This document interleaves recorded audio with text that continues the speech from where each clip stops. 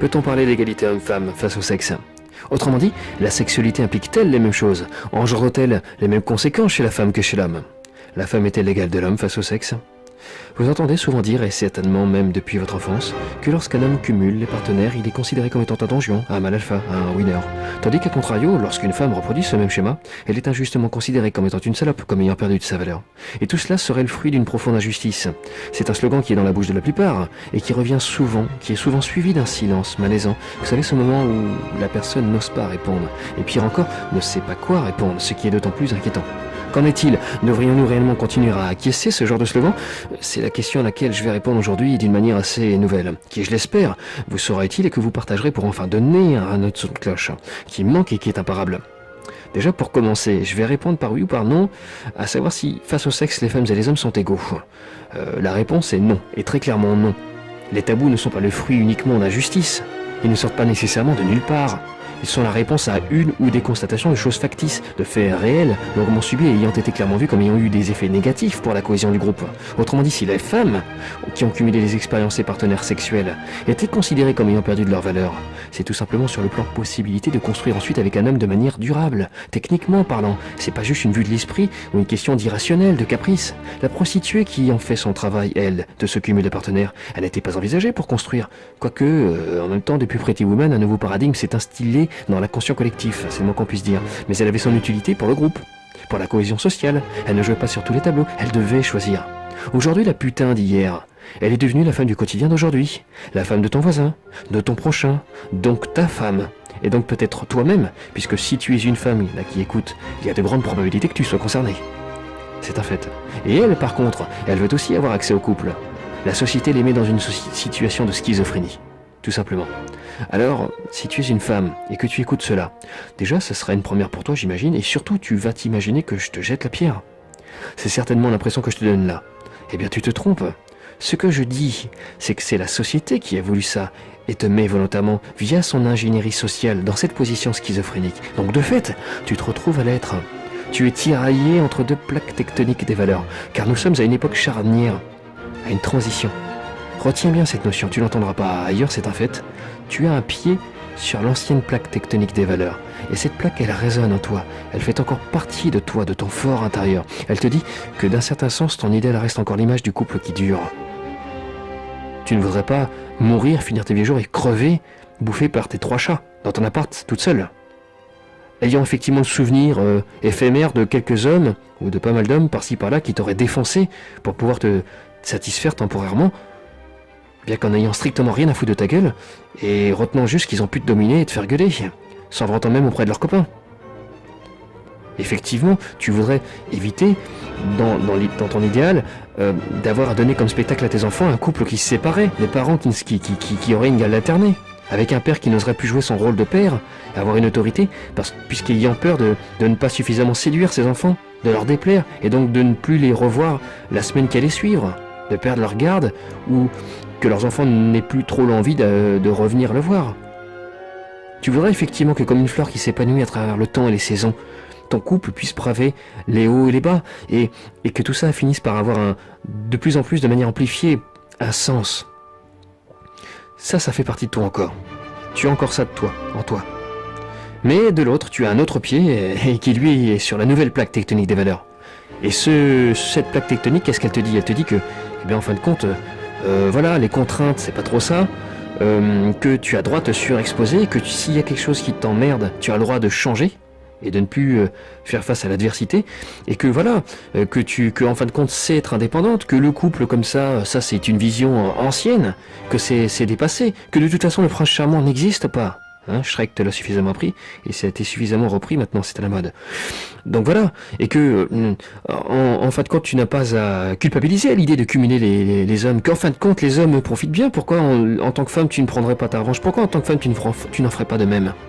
Que tu sais qui tu es, que tu te suffis à toi-même, que tu es toi-même, qu'on ne peut pas te juger, ni te mettre dans une case, qu'on ne peut pas faire d'amalgame, que les gens ne te connaissent pas aussi bien que tu te connais toi-même, et que tu es une winneuse en quelque sorte, et que mieux vaut être seul que mal accompagné. C'est ce genre de slogan qui circule pas mal, hein? Donc, cette nouvelle plaque tectonique, ce pied qui se retrouve sur cette plaque tectonique, il te dit qu'effectivement, eh bien, en fin de compte, tu as le droit de te surexposer, qu'on n'a pas à te juger. Mais il y a une chose qu'il faut savoir, que peut-être tu penses, que tu te dis qu'on ne peut pas te juger, qu'on ne peut pas savoir, qu'on ne peut pas te mettre dans la case de la femme salope, qu'on ne te connaît pas suffisamment et que toi tu sais ce que tu vaux de toute façon. Mais justement, c'est ça être une salope. Une salope, c'est quoi? On ne naît pas salope, on ne naît pas au monde en étant salope, on le devient. Comment le devient-on? Par la surexposition, tout simplement. Et comment se surexpose-t-on? Comment arrive-t-on à se surexposer? Eh bien, tout ça, tout simplement en ayant trop confiance en soi. Voilà. Imagine une personne qui serait amie et même aurait une relation amoureuse avec quelqu'un qui a le sida, qui est séropositif, et qui aurait des relations sexuelles avec cette personne sans moyen de contraception. Cette personne-là, imagine maintenant que moi ou qui que ce soit amené à lui dire « Non mais, en fait, donc toi aussi tu es séropositive maintenant ». Qu'est-ce que tu lui répondrais selon ta logique? Eh ben non, tu lui répondrais que non. Qui es-tu pour me juger? Je sais ce que je vaux, je suis moi-même, et je suis une winneuse. Donc voilà. Donc, et en cela, effectivement, de par ce comportement, de par ce type de réponse, tu démontrerais donc que le fait qu'il suspecte que tu ne sois pas protégé d'ailleurs, est donc validé, dans les faits. Sinon, tu ne tiendrais pas ce type de discours. Et être une salope, c'est ça, en fin de compte. Être une salope, c'est ça. Ça n'est pas naître comme étant une salope. C'est pas je suis une salope, je ne suis pas une salope parce que je suis meilleur que les autres. Et les autres, par contre, peuvent l'être éventuellement. Non, être une salope, c'est pratiquer, c'est avoir une hygiène de vie spécifique. C'est se refuser d'appliquer un ensemble de contraintes et de règles. C'est dire, justement, je ne suis pas une salope et tu n'as pas à me juger pour ce que tu vois de ce que je fais. Mais seul moi peux le faire. Dès lors que ce que tu me dis ne me convient pas, c'est que ça n'est pas valable. Ça, c'est être une salope. Parce qu'on ne naît pas salope, on le devient. De par la surexposition. Comme une maladie. C'est aussi simple que cela, tout simplement. Comme ton cœur est à un endroit et tu ne peux pas le changer de place, comme de manière universelle, si tu respires plus pendant X minutes, tu crèves comme tout le monde, il y a des choses qui ne sont pas au gré de ton désir à ta du moment. Voilà. Alors, si tu as compris cela, effectivement, c'est donc ça qui fait que tu es dans une position de schizophrénie. Voilà, tu es sur deux plaques tectoniques des valeurs, dans une contradiction. Maintenant, donc si tu le veux bien, je vais reprendre là où j'en étais tout simplement. Pourquoi la femme n'est-elle pas l'égale de l'homme face au sexe? Eh bien tout simplement parce que le sexe n'a pas du tout les mêmes conséquences. Ni hormonalement, ni psychologiquement, ni symboliquement et ni dans les faits. L'homme défonce et la femme se fait défoncer. L'homme démonte et la femme se fait démonter. L'homme engrosse et la femme se fait engrosser. En aucun cas, ils ne vivent les mêmes choses. En aucun cas, ils ne vivent là où les mêmes choses, très clairement. Vous ne verrez pas une femme ouvertement se mettre à quatre pattes dans la rue ou au travail, tout simplement parce que c'est humiliant. Et c'est se rabaisser d'un point de vue relationnel. Pas besoin d'être un pro de l'analyse transactionnelle pour le comprendre, ne serait-ce qu'intuitivement pour commencer. Mais là où les choses deviennent intéressantes, c'est dans ce que je vais vous expliquer à partir de maintenant. Je vous invite à écouter cette vidéo jusqu'à la fin, car vous ne le regretterez pas.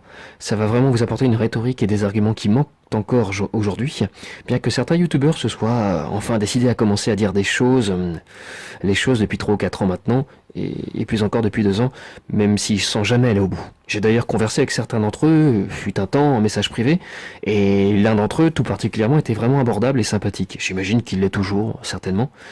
Bien plus sympathique que d'autres, et surtout qu'un autre, particulièrement sournois et manipulateur d'ailleurs. Je ne citerai pas le et les noms, hein, mais vous les connaissez, ça c'est une certitude. Toujours est-il que celui avec lequel j'ai pu pas mal échanger durant 1 an a été, peut-être même 1 an et demi, 2 ans même, a été réceptif et a pas mal appuyé dans ses vidéos sur un des aspects que je vais traiter là. Il y a une période où il avait même fini par ne faire plus que des vidéos portant sur ça d'ailleurs. Donc mais malgré tout, comme les autres, il n'a pas voulu aller jusqu'au bout du raisonnement et de la démonstration. Après, je ne cherche pas à l'acculer et je lui laisse le bénéfice du doute à lui. On va dire qu'il n'osait pas aller plus loin et que, lorsqu'il me disait ne pas comprendre ce que je lui disais, m'obligeant à reformuler de manière longue, puis courte, puis sans cesse, pour ensuite ne toujours pas le voir réagir, mais plutôt dévier le sujet pour enterrer le tout, jusqu'à ce que je me fatigue. On va dire que bon voilà, au pire peut-être même était-il spécialisé sur une partie et il peut pas être s'intéresser à tout. Mais malheureusement, on ne peut pas expliquer aux gens qu'on leur permet de mieux se comprendre et de donc pouvoir avoir le choix de s'élever au-delà de leurs conditions premières si on ne justifie pas la nécessité de le faire déjà et qu'on ne donne aucune solution. Voilà. En effet, si son travail de vulgarisation et de relais est plutôt un juste travail et peut-être positif, il ne fait en fin de compte que déculpabiliser les femmes et les hommes de ce qu'ils ont fait et de ce qu'ils s'apprêtent à continuer à faire. Dans la mesure où, après avoir entendu sa vulgarisation, ils ne peuvent se dire qu'une seule chose. Je ne suis pas si mauvais que ça. En fin de compte, ce que je fais est un fait universel propre à l'homme et à la femme au fond. Et en fin de compte, je ne dénote pas réellement avec le consensus. Je ne suis pas isolé. Donc je n'ai pas à avoir de regard extérieur, ni à me regarder moi-même d'une manière négative ou en me culpabilisant, dans la mesure où ce que je fais, indépendamment de ma volonté, est le fruit de milliers d'années de sélection naturelle et de choses qui me dépassent.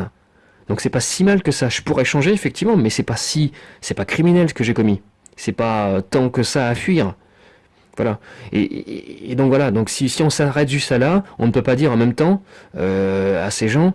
Bah, ce que je vous dis, c'est pour vous permettre de vous élever en même temps, d'avoir le choix de vous élever au-delà de votre condition première, après vous êtes compris.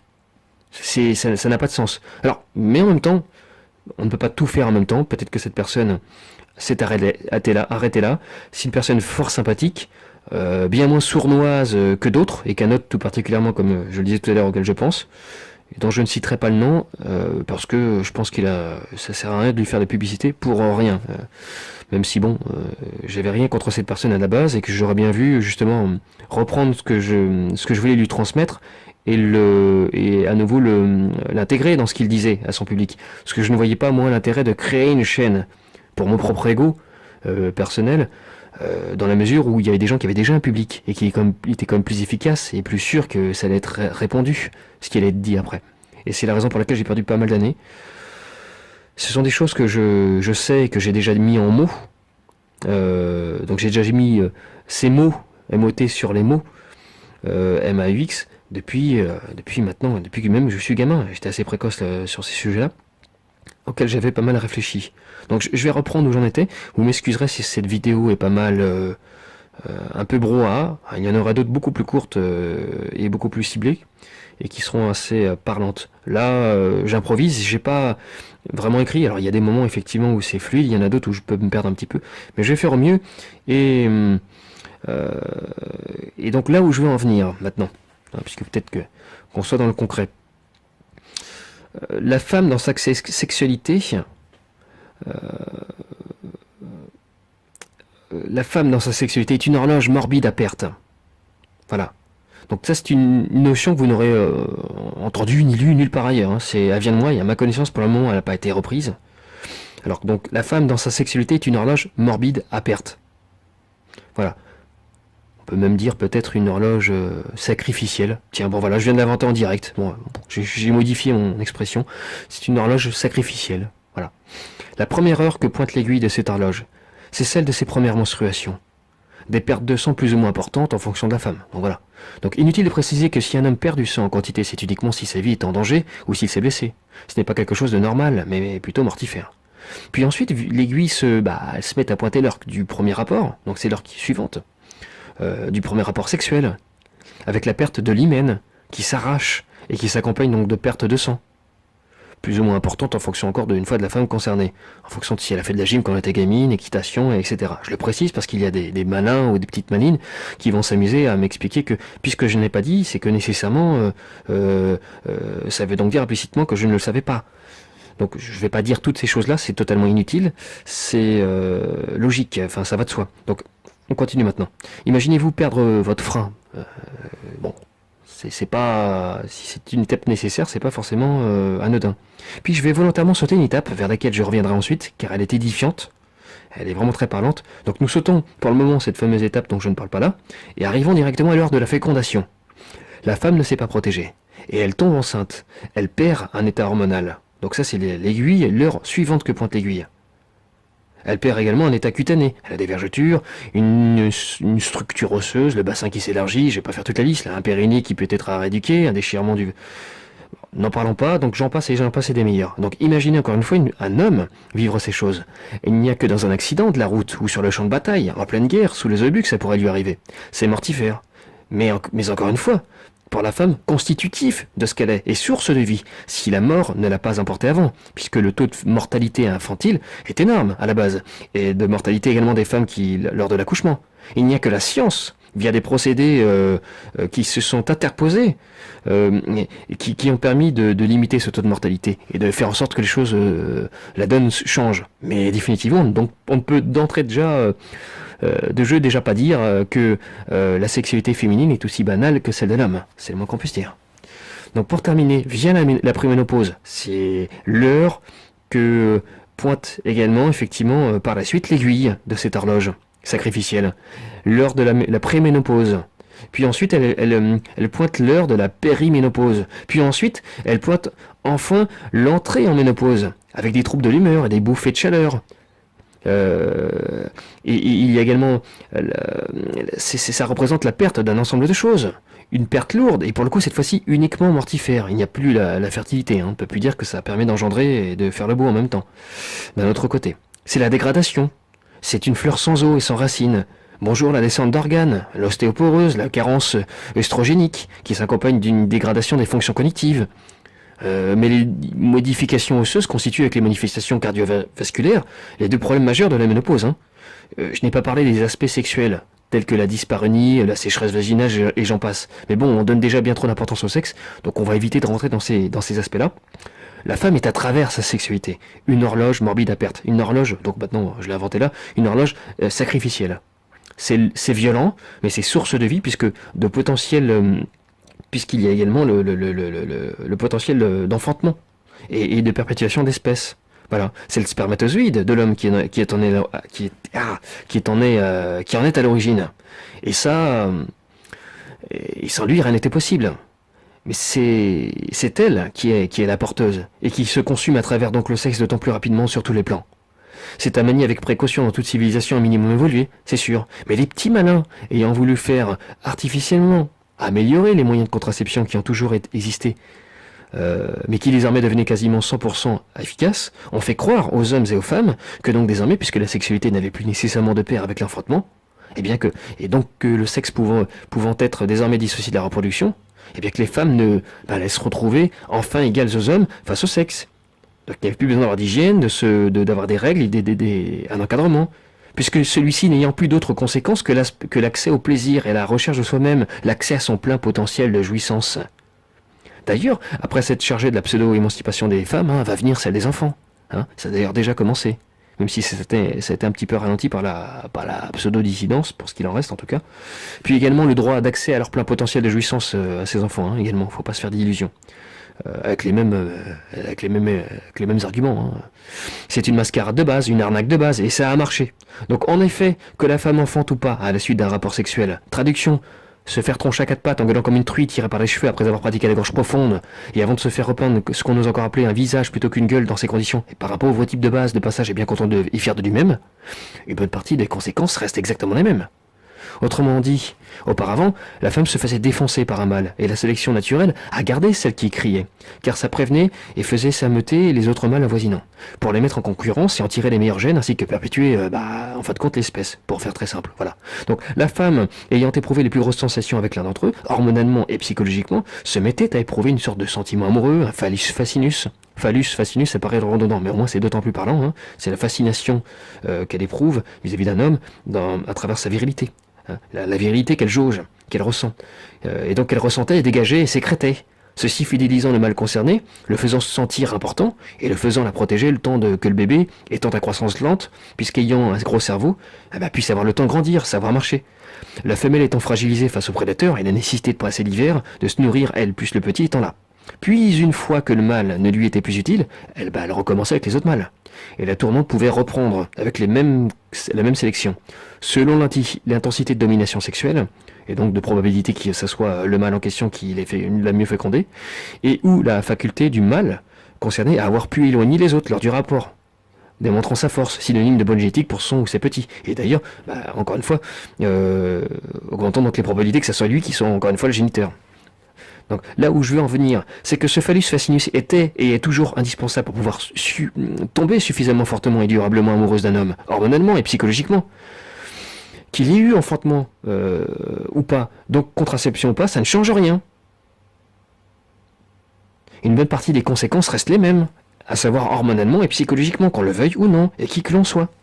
Tout comme vous avez un cœur, comme je disais tout à l'heure, et que si vous respirez plus pendant tant de temps, ça aura les mêmes effets. Il y a ces choses parmi d'autres qui sont de l'ordre de l'incontournable et de l'universel, bien que l'on pratique le nihilisme et l'émotionnel, le sophisme désormais pour le nier. Vous entendez souvent dire que l'amour ne se contrôle pas. Ça ne prévient pas. Ça arrange bien certaines de femmes de dire cela, car ça permet de ne pas avoir à assumer les vraies causes de leur choix, à savoir que leur choix est pécunier, effectivement, car encore régi par ce besoin d'être assuré par la capacité du mal à les sécuriser matériellement, socialement, financièrement. Les MGTOW se chargent de dire cette chose-là depuis peu en France, et même si je méconnais pas mal leur mouvement pour le moment, n'ayant vu que 2 ou 3 vidéos depuis quelques jours, puisque n'ayant pas voulu m'y intéresser lorsque c'était uniquement en Amérique, et que je voyais ça comme une énième arnaque, clairement. Hein.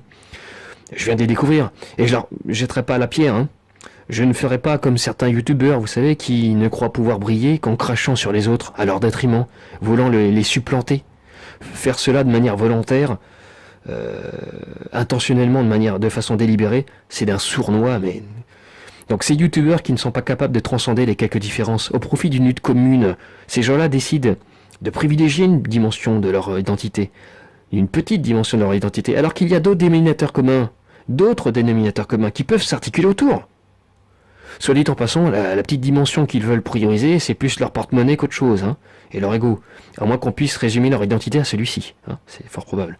Mais là où une personne ne va, c'est clair, et c'est la toute-puissance du sexe. Car en effet, certes chez la femme il y a cette propension à choisir leur partenaire en fonction de la taille de leur porte-monnaie, et d'où elles en sont dans l'avancement de leur horloge interne. Puisque bien que le monde ait changé, elles ont encore gardé au fond d'elles ces stigmates de fruits de dizaines de milliers d'années qui ne s'effacent pas d'un coup de baguette magique. Et elles tentent à avoir besoin, effectivement, d'être assurées, matériellement parlant, financièrement parlant, à choisir ou quitter, même en fonction de cela, au-delà de toute morale. Mais ce qu'il faut ajouter à cela, et ne plus oublier, et c'est là qu'il est utile que je finisse par me décider à intervenir publiquement, enfin, c'est que cette nature, qui fait partie de leur génétique, qui sommeille en elles, se retrouve exacerbée et prend le dessus surtout qu'à partir du moment où sexuellement, hormonalement et psychologiquement le pire est arrivé. Vos grands-mères, et pour certains encore vos parents, ont bien sûr resté une vie ensemble. Et dans de nombreux cas, l'homme vivait très modestement. Certains ont même vécu toute leur vie dans la pauvreté. Donc retenez qu'elles s'étaient élevées au-delà de leurs conditions premières depuis bien longtemps, en la canalisant et en la magnifiant. Effectivement, les hommes en sont à l'origine. La société actuelle veut finir d'atomiser la famille. Et les MGTOW, tout comme tous les autres mouvements existants, ont toujours été soit créés volontairement ou alors finissent par être pris. Donc votre mouvement a son utilité, mais ne vous faites pas avoir clairement avoir ou reprendre ou instrumentaliser pour finir de tuer ce à quoi avaient accès nos parents et nos grands-parents. Oui, on est dans la merde. Oui, la femme peut être le pire et à vomir, tout comme elle peut apporter le meilleur. Mais tout cela avait donné naissance à des solutions il y a des milliers d'années, appliquées durant des milliers d'années. Je ne suis pas religieux, mais vous souvenez-vous de tous ces textes dont tout le monde se moquait, après qu'on leur ait fait oublier leur passé et ce qu'avaient constaté et compris nos ancêtres. Souvenez-vous de ces textes qui parlaient de la dangerosité de la femme et de sa perfidie, de la bassesse dont elle pouvait faire preuve, d'à quel point elle pouvait mener les hommes au plus abject et au plus bas. Tous les maux qu'elle pouvait générer chez les hommes, chez les humains, si elle n'était pas encadrée, pour en donner le meilleur. La femme est la source de bien des chaos, contrairement à ce qu'on veut faire croire. C'est un fait, effectivement. Et tout cela avait abouti à des textes, des solutions, à l'encadrement. Donc les MGTOW sont utiles. Et je suis plutôt heureux de les voir enfin voir le jour. Mais attention à ne pas être dans une vision statique, mais plutôt dynamique, et savoir voir dans d'autres appartenances des correspondances. On est d'autant plus forts ensemble. Vous avez été créés par des hommes de pouvoir qui ne nous veulent pas du bien. Des pompiers pyromanes. Mais en France, ce mouvement, donc MGTOW, Il faudrait donc éviter qu'il tombe définitivement dans leurs mains ou le reprendre et le dévier de la trajectoire qui menait qu'à l'abattoir. Voilà. Parce qu'il y a du bon, il y a du vrai. Et c'est utile ce mouvement. Donc les Mitov, vous ne faites pas, de toute façon j'imagine, d'illusions. Vous savez pertinemment que ce mouvement ne s'est pas créé spontanément en Amérique et qui n'arrive pas des années plus tard, comme tout le reste en France, comme ça juste spontanément, comme par hasard. Que rien n'est... tout arrive comme ça, de manière... Non, ce mouvement a été créé et a au moins été instrumentalisé. Il suffit de voir ce qui se passe en Amérique. On n'a pas des couples durables. Hein. Et pourtant ça fait longtemps qu'ils existent ce mouvement. Il a dû prendre une certaine ampleur. Donc c'est toujours les mêmes oligarques qui sont en manette. Donc faites-leur à l'envers. Et ne leur faites pas le plaisir de tomber dans leur piège, qui veut que l'on finisse d'atomiser la famille par l'individualisme, et donc le modèle du couple monogame durable. La fin du couple du modèle du couple monogame durable. Sachez-le, que oui, il y a donc... il y a ce dont je viens de parler dans la plupart des femmes, mais ça a été canalisé et orienté durant des siècles et des milliers d'années.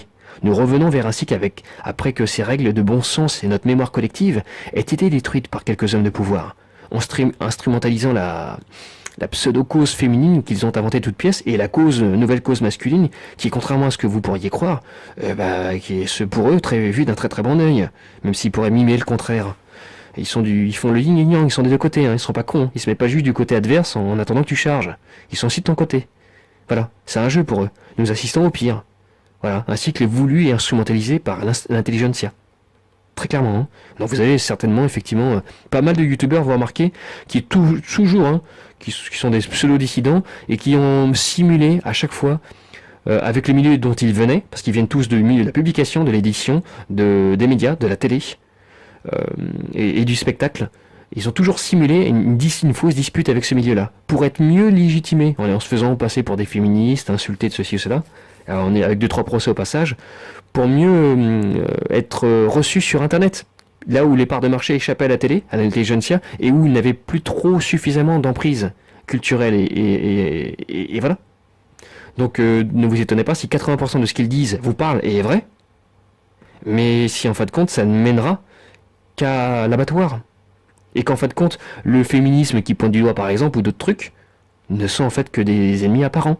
Ils mènent tous les deux par des chemins différents au même abattoir. Et ils le font pour des questions de profit personnel, d'ego, c'est-à-dire d'argent et d'ego, mais également parce qu'ils servent effectivement une intelligentsia. Il y a un lobby effectivement sur YouTube, faut le savoir. Voilà. Il suffit de voir ce qui s'est passé pendant les élections, ceux qui avaient le droit de faire des vidéos qui ont pas été, sur lesquelles qu'on n'a pas battu et qui n'ont pas eu à craindre des représailles. Voilà, il y en a qui ont fait des vidéos le week-end, les 2 jours, lorsqu'on n'avait pas le droit de continuer à parler et véhiculer des messages pour tel ou tel candidat. Il y en a effectivement qui, avec des moyens de malades qui sortaient de nulle part, faisaient des vidéos carrément avec des scénarios, des courts-métrages contre l'un des candidats. Et ils n'ont pas été inquiétés, ils ont fait des centaines de milliers de vues en seulement quelques heures. Effectivement, il y a un lobby effectivement youtubesque. Effectivement, ce ne sont pas on laisse pas les choses complètement échapper. Effectivement, l'internet permet d'avoir accès à des informations de manière plus libre qu'à la télé, etc., et en plus grand nombre. Mais il faut pas croire, c'est comme la radio libre à l'époque. Les gens pouvaient créer leur onde et parler comme ça sur les ondes. Mais très rapidement, ça a été repris et effectivement, ce n'est pas quelque chose qui est vu d'un mauvais œil de leur côté. Faut pas croire que c'est vraiment un échappatoire. Ou si ça l'est, c'est comme le début de toute chose. Ça l'est au début. Puis à la fin, ça se retourne contre vous.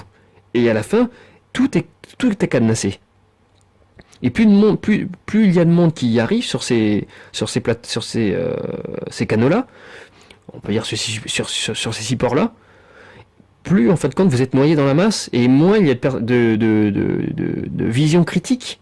Et plus, comme des moutons, on va tous on continue encore une fois, on renouvelle également sur un nouveau support, certes qui au début était assez prometteur, à reproduire le même schéma que d'habitude et être complètement asservi. Donc voilà, je reprends. C'est le type de cycle qu'on traverse là, c'est le pire qu'on puisse exister. Et suite auquel, par exemple, le christianisme avait posé je suis pas chrétien, hein, mais il avait posé des règles pour sortir de ce paradigme, ce tohu-bohu, cet épisode à vomir. Ce n'est pas moi qui ai un discours religieux, c'est la réalité qui l'est. C'est la réalité qui nécessite certaines choses, et qui, si elle n'est pas respectée, engendre des conséquences. C'est tout. Tout le travail a considéré à faire oublier ces règles, un long travail d'effacement des mémoires. Les hommes ne sachant plus ces choses et baissant la garde, préférant se tirer dans les pattes entre eux, en espérant rester dans la course du poulailler, de la séduction et du consensuel, ayant peur d'être considérés comme étant des has-been aux yeux des femmes, des petites bites, toujours à l'affût d'une possibilité de pouvoir passer pour un mâle alpha et de la moindre opportunité pour pouvoir baiser une telle ou une autre. Et les femmes non plus n'ayant non plus connaissance d'elles-mêmes. Je leur redonne leur notice, la possibilité d'à nouveau de se comprendre et de savoir ce qui chez elles peut engendrer le pire, sans retour en arrière possible. La possibilité de faire un choix et non plus à avoir besoin de se bricoler de manière schizophrénique une réalité qui n'est pas. Oui, nous sommes le fruit d'une entreprise de destruction des mémoires, et des femmes, donc de la famille. Les repères culturels communs, les normes culturelles de bon sens ont été confisquées, d'où l'intérêt de la promotion de l'ignorance et de l'abrutissement. Donc qu'un homme soit ou pas méritant, amoureux ou pas, ce n'est pas ce qui détermine ses choix à cette femme. Ce n'est pas non plus ce qu'elle pense et dit vouloir, ce qui correspond à ses valeurs, à sa morale à cette femme. Non, c'est ce qu'elle ressent et qu'elle ne veut pas s'expliquer ni avouer aux autres. C'est ce que hormonalement elle ressent. C'est la virilité de l'autre qu'elle sonde. Effectivement, de par le comportement, le statut social, le physique, les on-dit, le bouche-oreille, les rumeurs de ses copines croustillantes, mais surtout, ensuite, ce qu'elle vit et qui va la marquer à vie, c'est-à-dire au lit, par la pratique sexuelle. Des montes à quatre pattes, je vais pas recommencer le topo, patati patata, etc. Donc en fonction de l'intensité sexuelle, et donc du degré d'intensité auquel elle se sentira prise et démontée, hormonalement, puis psychologiquement, elle ressentira plus ou moins un phallus fascinus.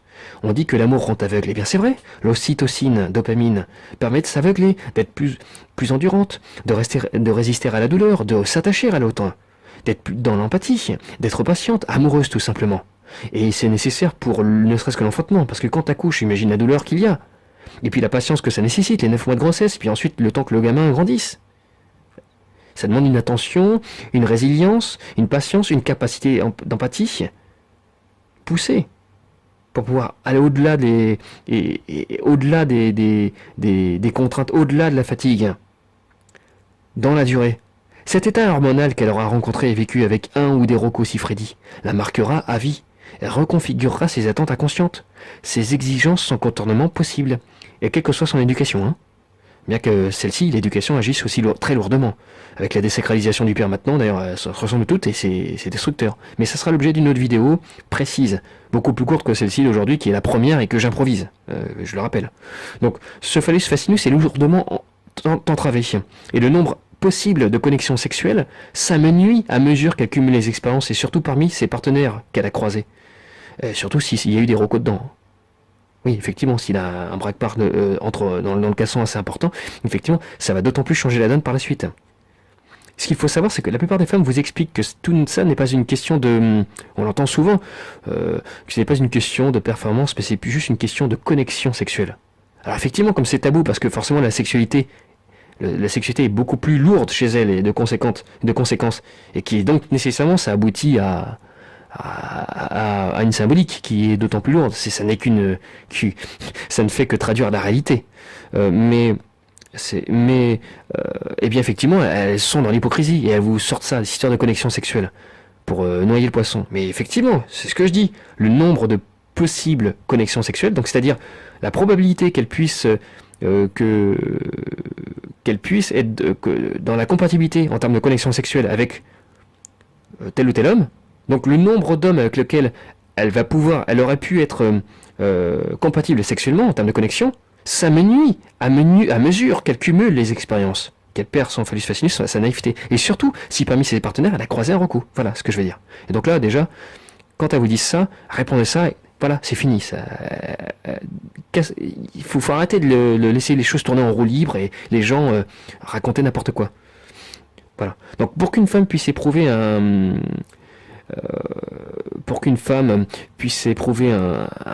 naïf phallus fascinus envers un homme précis, il faut qu'il soit au moins aussi intense que le plus intense qu'elle aura connu avant et par lequel elle aura perdu sa naïveté et aura été marquée à vie. Même si ses textes est un salaud et qu'elle dit ne plus du tout l'aimer, même le détester ou je ne sais quoi. Vous avez certainement dû entendre ça souvent. Mais le souci, c'est que 80% des hommes existants seront toujours à des années-lumière, quoi qu'ils fassent techniquement, et quels que soient les préliminaires. Fait. Alors ils vont aller regarder, ils vont lire des magazines, ils vont chercher sur internet, ils vont voir faire ceci, cela. Pour les plus fous et les plus désespérés, ils font peine à voir, ils vont suivre des formations, enfin mais les ex-rocos ne font rien de tout ça. Ils s'en foutent. Souvent ils se plaindront même que leurs rocos, si on leur posera la question, diront ils faisaient pas attention, pip, et on passait au truc et c'est directement. Et pourtant, c'est eux qui ils se faisaient pas chier. Ils n'ont pas besoin de passer par tout ça. Et ce que vous faites ne sert à rien, faut le savoir ça. Ne sert à rien. D'accord ? Donc, et ce sont toujours eux qui viennent les démonter et les baiser entre chacune de leurs relations restées. Parce que les femmes cumulent les relations. Elles se plaignent que leurs relations se finissent toujours se soldent toujours par un échec. Soit elles font fuir l'homme, soit c'est elles qui mettent fin à la relation, s'il n'a pas fait de lui-même. Parce que, comment voudriez-vous qu'elle s'implique totalement, puisque le phallus fascinus n'est pas là, et que surtout, dans un coin, dans un placard, il y a toujours un roco qui est là, qui peut là, comme un sex-friend, venir entre chacune de ses relations à chaque fois qu'elle est célibataire. Et dans les périodes dans lesquelles elle dira vaut mieux être seul que mal accompagné. Vous voyez le truc, on revient souvent sur Facebook et les réseaux sociaux, le truc copier-coller, là, des clowns. La propagande. En se sentant unique, en plus, quand elles disent ça. Eh bien... c'est normal. Vous ne pouvez pas entreprendre quelque chose, même un régime ou ce que vous voulez, si vous avez toujours quelque chose, ou arrêter de fumer, si vous avez toujours un paquet de clopes dans le coin. Alors effectivement, on est libre, on fait ce qu'on veut, je sais ce que je vaux, je ne suis pas une salope. On ne n'est pas salope, on le devient. Définitivement, sans retour en arrière possible. Effectivement, ce qui est tragique. C'est ça, en fait, le difficile. C'est qu'il n'y a pas de retour en arrière possible. C'est-à-dire que si t'es raté, c'est fini. Faut qu'on mise sur d'autres femmes. Hein. On n'a pas le choix, c'est comme ça. Vous n'avez pas le choix. Et ça sera l'objet d'autres vidéos. Donc, elle les garde toujours sous la main, car elles sont présentes partout, mais elles sont minoritaires, bien qu'étant minoritaires. Oui, auparavant, une femme ou 2 sur 10 connaissait Rocco, car un homme sur 10 l'était. On va dire 2 hommes sur 10 le sont, même si pour elle, environ 3-4. Et qu'il y a des demi-Rocco d'ailleurs, des demi-Rocco, plus les Rocco en tout représentent au moins 60-70%. Parce qu'elles n'ont pas un échantillon. Les hommes qu'elles ont rencontrés ne sont pas représentatifs de la population. Il y en a qui n'osent pas. Il y en a qui, avec les contextes actuels, ont du mal à accéder à la femme. Bon, il y en a, effectivement. Pourtant, c'est facile de baiser, mais il paraît-il, effectivement, c'est pas faux. Il y a des raisons à cela. Mais en tout cas, effectivement, et face à cela, il y a également leur comportement, c'est-à-dire leur sélection. C'est-à-dire qu'elles vont choisir qui vont aller dans leur lit tel ou tel soir en fonction de ce que va dégager, ce que va générer l'autre homme qui est en face d'elle. C'est-à-dire il va dégager une certaine virilité, donc une confiance en lui. Donc indirectement, elles vont sélectionner, même sans le...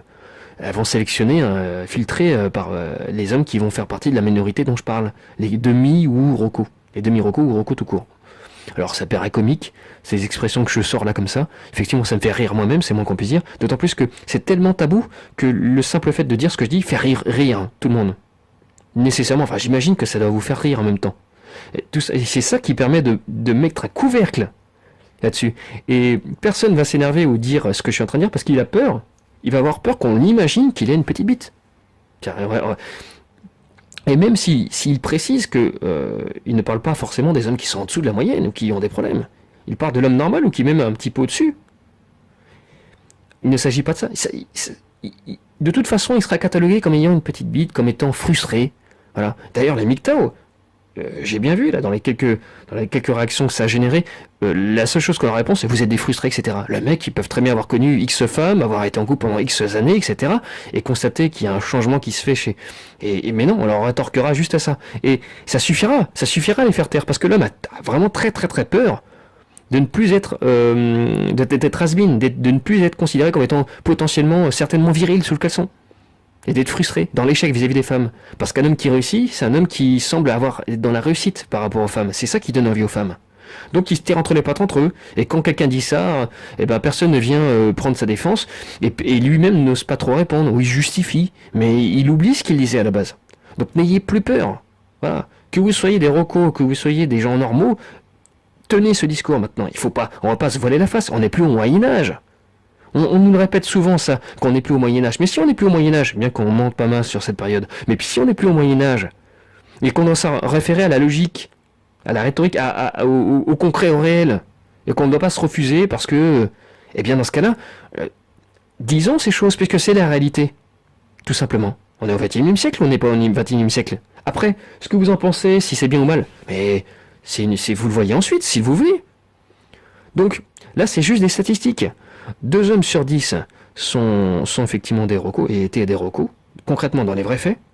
Et, et donc seulement 2 femmes ou 3 avaient connu un reco. Car les femmes n'avaient connu qu'un homme, ou pire 2 ou 3 dans leur vie. Statistiquement, c'est aussi simple que ça. Mais désormais, comme les cumuls de partenaires ont été banalisés, comme le cumul a été banalisé, voulu, martelé, adopté, pratiqué, eh bien les femmes ont toutes été baisées par un ou des recos. Faut quand même le comprendre, ça. Un ou pas mal de recos d'ailleurs. Voilà. Donc imaginez un peu le changement de paradigme. 9 femmes sur 10 qui ont été marquées par ça. Imaginez le changement de paradigme. Et d'où ce que vous rencontrez aujourd'hui. Voilà. Faites la comparaison avec avant, où il y avait un équilibre social et où seulement 2 femmes sur 10 étaient concernées. Imaginez, c'était l'Eldorado, où il y avait un terrain vierge. Il y avait un terrain, effectivement, où on pouvait construire, sans que tout soit... qu'il y ait des interférences malsaines.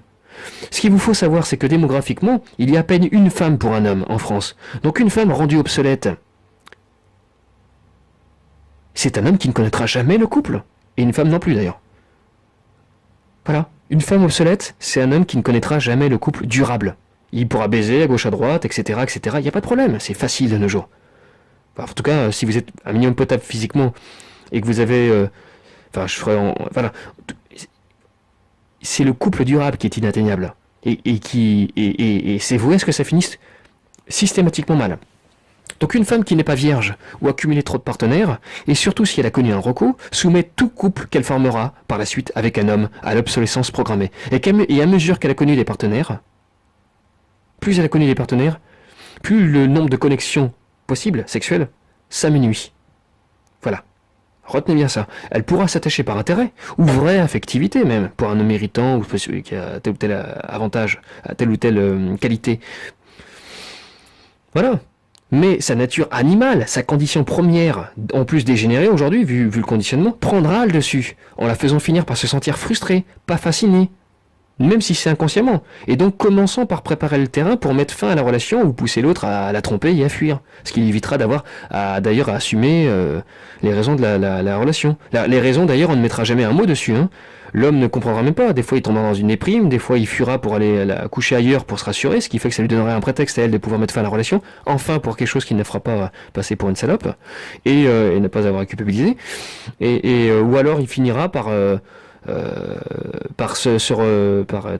se renfermer sur lui-même, par peut-être s'enfermer dans les jeux vidéo s'il a un côté geek, je sais pas moi, qu'est-ce qu'il peut y avoir, plein de trucs, à surinvestir ses potes, à ne plus faire trop attention à sa femme. Donc attention à ne pas désacraliser l'homme, à ne pas désacraliser le couple, sinon ça ne peut pas durer. Tu ne peux pas t'en satisfaire de ton homme, et en même temps lui ne peut plus se sentir homme, et donc tu ne peux plus le fidéliser, tu ne peux plus le rassurer. Voilà. Et les femmes avaient compris ça, ça fait des siècles, au moins, et des milliers d'années qu'elles avaient compris ça, et ça tournait. Donc on pouvait toujours améliorer les choses, c'est aussi ça l'évolution, mais là ce n'est pas une amélioration, là. On retourne à des milliers d'années en arrière. Donc ça fera l'objet d'une autre vidéo, certaines choses. Non, la femme n'est pas l'égale de l'homme. L'homme démonte, la femme se fait démonter. Voilà. Ce sont des choses qui avaient été constatées il y a des milliers d'années et qui, après des dizaines de milliers d'années de constatation, de chaos, avaient abouti à des règles, à un encadrement, des textes religieux également, pour que tout homme et toute femme puissent avoir accès à la famille, la dignité, et non pas une minorité, pendant que tout le monde... Voilà, il y a même une époque où les gamins, s'il n'y avait pas assez de calories, à ces périodes-là, étaient jetés au fleuve. Voilà, où il y a le tourniquet, les gamins étaient tués. Voilà. Et c'est une autre civilisation, effectivement, une autre type de justice, d'égalité. On peut pas dire que ce soit réellement la vraie. Nous sommes juste revenus des milliers d'années en arrière. Et mai 68, c'est pas des femmes qui en sont à l'origine, ni le siècle des Lumières, ce sont quelques hommes de pouvoir. Donc tout ça, ce n'est que de l'ingénierie sociale. Et puis il y a des cycles, effectivement, vers lesquels on nous replonge, parce que ceux qui sont de pouvoir estiment que selon leur ésotérie du moment, leur ésotérie à 2 balles, et selon techniquement parlant, c'est ce qu'il y a de mieux à faire pour qu'ils puissent avoir une emprise. Voilà. Ce sont des hommes de pouvoir qui maintiennent ça, qui ont créé le féminisme, le porno et tout ce qui va avec, pour atomiser la famille, en soumettant tout couple à l'obsolescence programmée, dont la date de péremption est proche, au nom d'une pseudo-émancipation. Ils commencent à s'occuper d'ailleurs de celle des enfants, et du droit d'accès à leur plein potentiel sexuel également à ces enfants, comme ils ont fait pour les femmes. Ça va être la même rhétorique, les mêmes arguments. Il y a eu quelques résistances avec la pseudo-dissidence, ou du moins ce qu'il en reste, mais c'est indubitable, on y vient. Et imaginez-vous bien que Macron est un homme qui, quand il était enfant, à l'école, il allait chez sa prof, l'une de ses profs, qui était mariée, avait des enfants. Et cet homme-là appréciait bien le petit Macron. C'était un élève pour lui. Des fois, il venait même avec un bouquet de fleurs. Bon, parce qu'il était très poli, c'est le meilleur élève de la classe.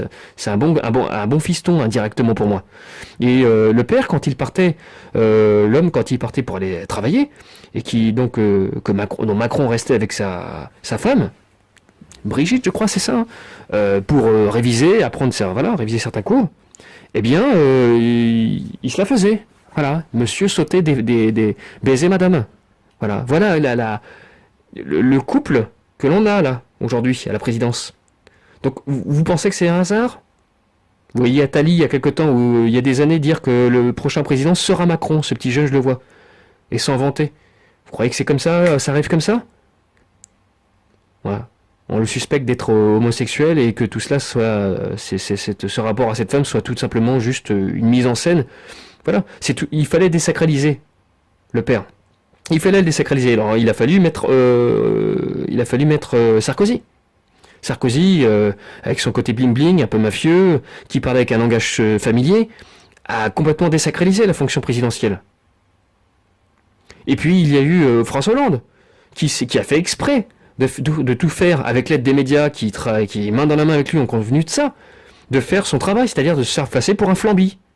De se faire passer pour un mec maladroit, mou, gentil, etc., vite fait. Mais il a rien de gentil, il suffit de voir ce qu'il a fait en Libye, etc. Il est aussi sanguinaire que les autres. Et puis pour arriver où il est arrivé, il faut qu'il ait autant le goût du pouvoir et de la domination. On n'arrive pas comme ça.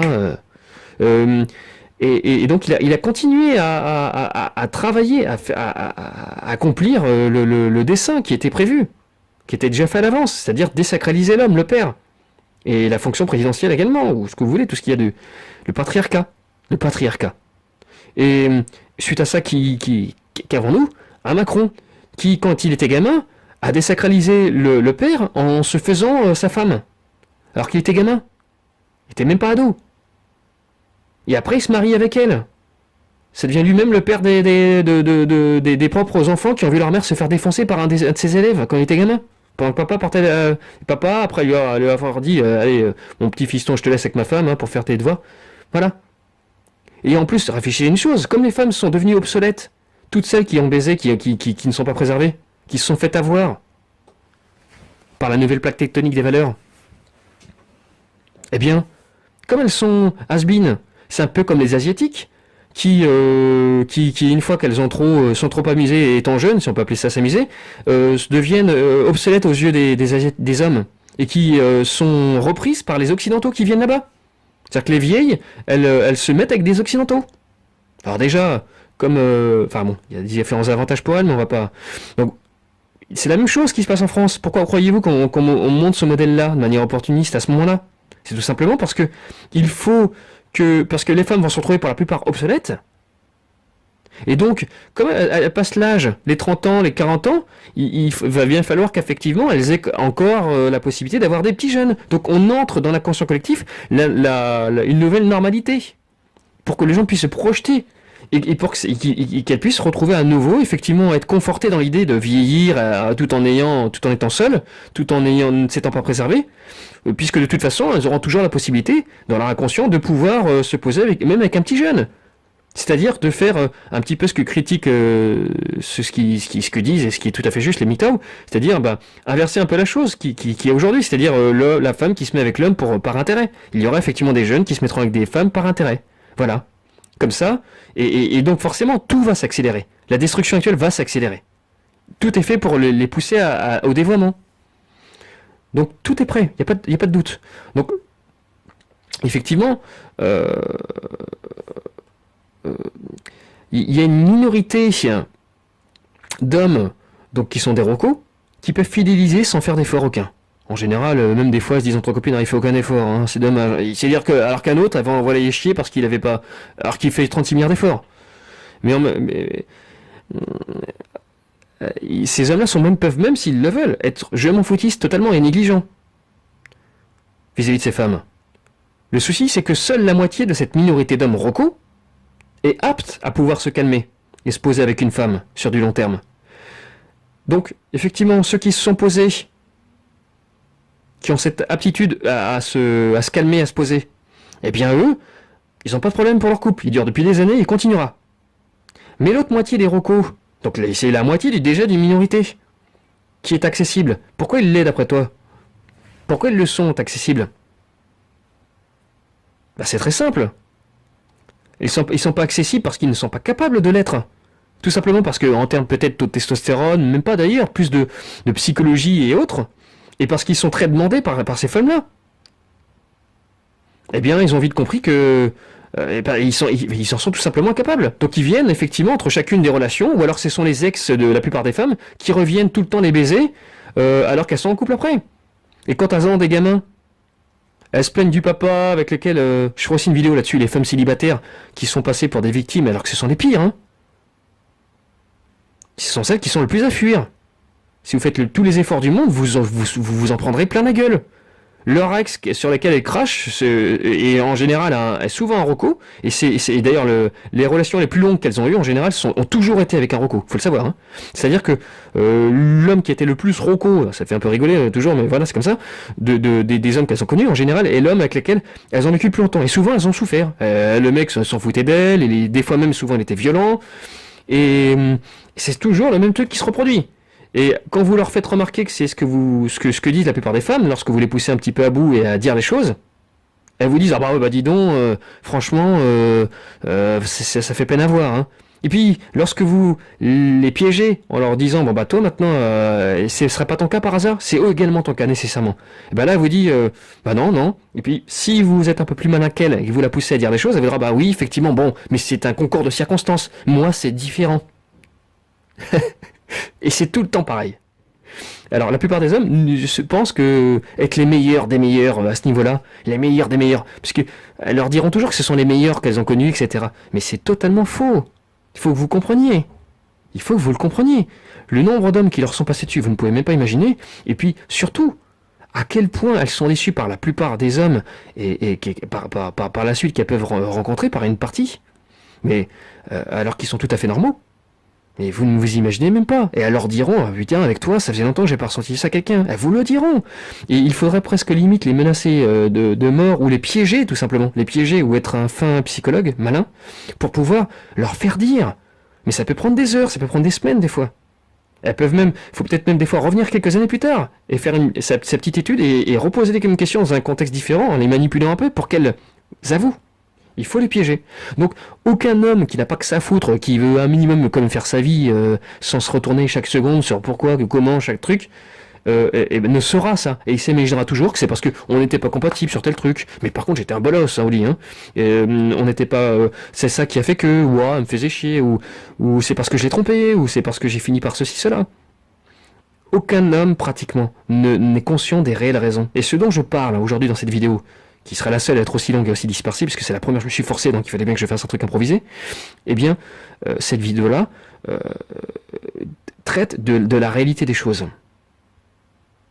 Attention, les femmes, si elles ne sont pas préservées, sont soumises à l'obsolescence programmée, ou du moins soumettent tout couple qu'elles formeront par la suite à l'obsolescence programmée. Voilà. Parce que même les recos, parce que les seuls qui peuvent réellement les satisfaire, sont les Rocco Siffredi qui sont accessibles et qui ne sont pas aptes à se poser avec elles.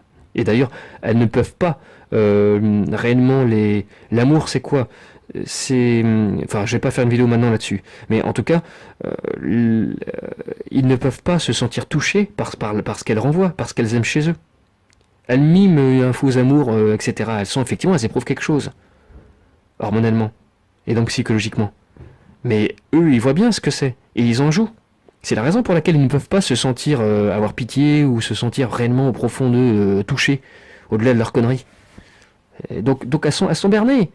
Plus elles avancent dans le temps, plus les connexions sexuelles possibles diminuent, s'amenuisent, et plus elles tombent sur des connards comme ça, et plus elles s'en plaignent, plus elles mentent sur ce qu'elles sont.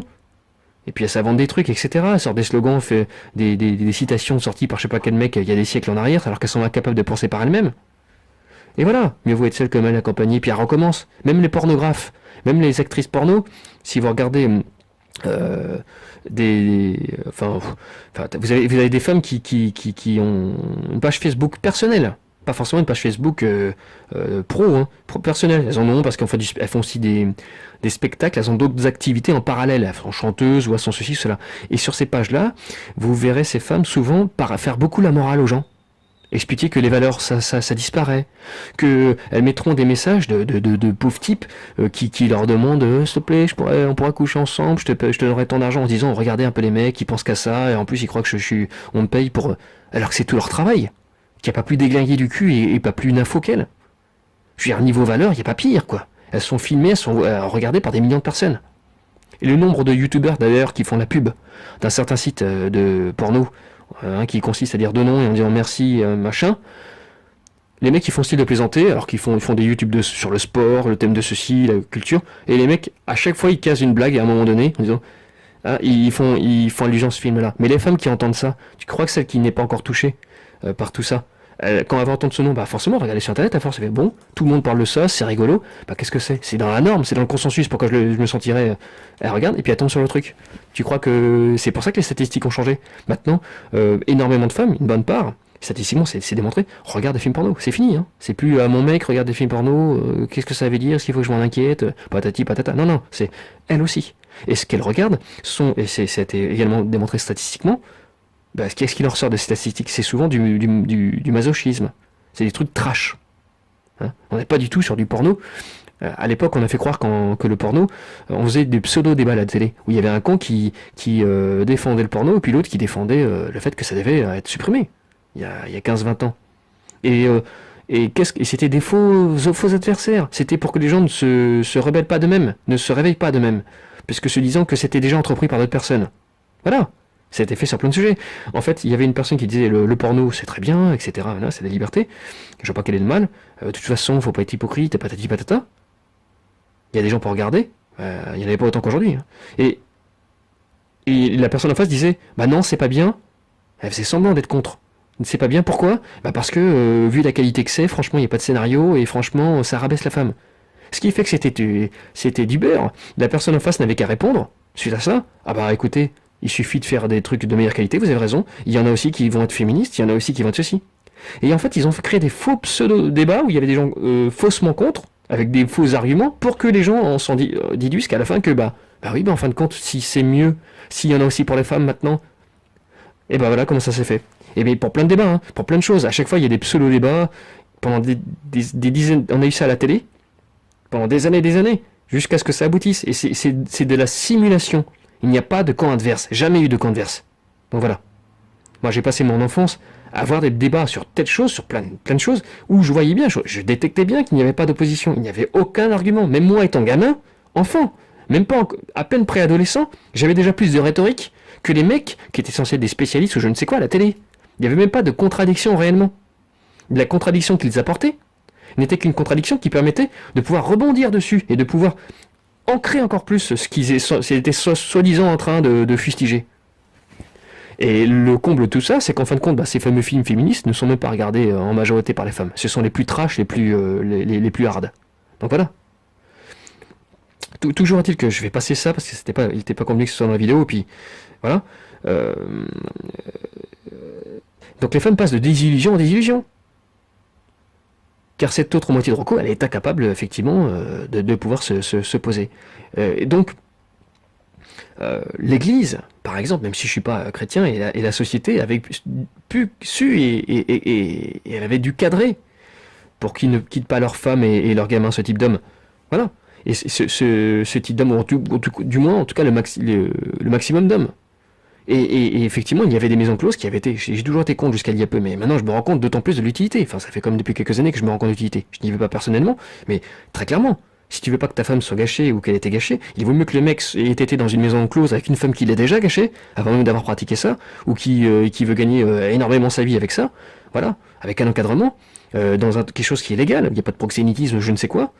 Et plutôt que la putain d'hier, dans des maisons closes, devienne la putain du quotidien. Ta femme, tout le monde. Parce que toi, tu veux passer sur toutes les femmes en disant tu veux pas t'investir. Parce que de toute façon, voilà ce qu'elles sont. De toute façon, avec elles... mais sache qu'en faisant ça, ça veut donc dire que comme on n'y a qu'une femme pour un homme, statistiquement, bah t'es en train de pourrir toutes les femmes. Il n'y a qu'une femme, il n'y a qu'une chance. Si la deuxième que tu te tapes, c'est un homme auquel tu enlèves la possibilité de le faire. Puis la troisième, la quatrième, n'en parle pas. Alors imagine, plus t'as eu de femmes, plus c'est ça. Il valait mieux que ça soit dans des maisons closes. Voilà, d'où l'intérêt qu'effectivement, d'où l'histoire de cohésion sociale. Mais ne serait-ce qu'entre nous, en tant qu'hommes. Pas être complètement débile. Donc, cette minorité d'hommes n'ont plus cette obligation désormais. Même la majorité d'hommes. Tous les hommes n'ont aucune obligation. Voilà. Donc, voilà où nous en sommes. Une grande majorité de femmes sont gâchées à vie. Et elles sont devenues des femmes qui sont à fuir pour tout homme qui voudrait former un couple et une famille dans la dignité. Et de manière un minimum durable et solide. Sans avoir à se dire que finir le lendemain par se faire défoncer par un autre et puis il n'aura même pas le droit de lui en foutre une. Il devra peut-être même se mettre à quatre pattes par terre et continuer de se faire humilier.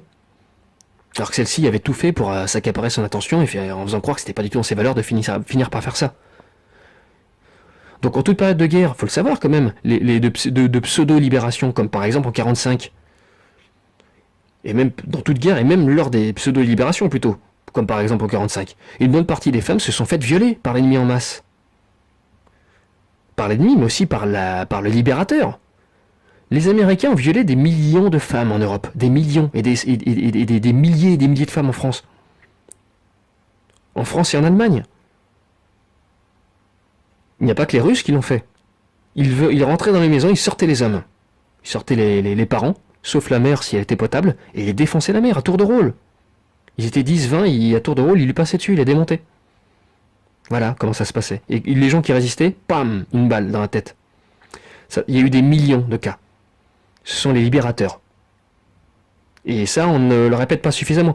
Pourquoi croyez-vous que dans toute guerre, on viole les femmes? Parce que la sexualité féminine, au-delà de la symbolique, a un impact et c'est quelque chose de profondément, mais qui a un sens et une portée énorme.